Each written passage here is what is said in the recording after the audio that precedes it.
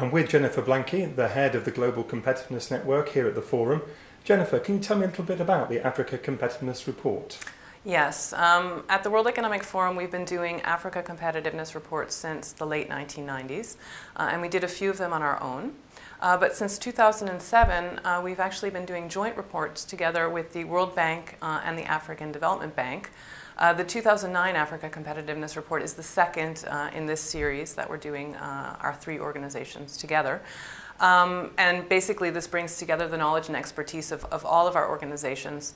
The goal is basically to present a joint vision of the policy challenges facing African nations as they're basically preparing themselves and setting the foundations for competitiveness, prosperity, and growth going forward. Amid the economic crisis, have there been any success stories? Well, certainly there are success stories in Africa. In fact, one of the chapters in the report that was particularly contributed by the African Development Bank looks at the recent economic performance of four comparatively competitive economies, namely Botswana, Mauritius, Namibia, and Tunisia.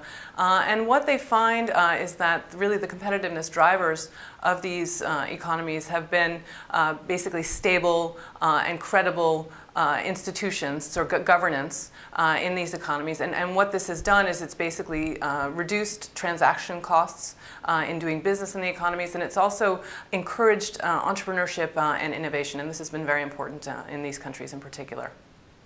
Can you draw any conclusions? Are there any golden rules for being competitive? Well, what we're finding in the report is that in the shorter term, in order to sort of ride out the present economic crisis, it's going to be very important to focus, for African countries to focus on financial market development and also free trade at a time when protectionism is rearing its ugly head.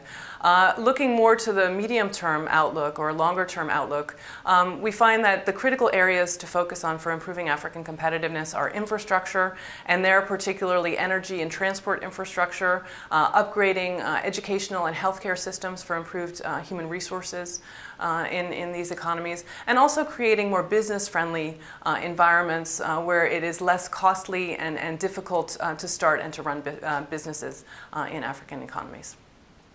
Jennifer, thank you. Thank you.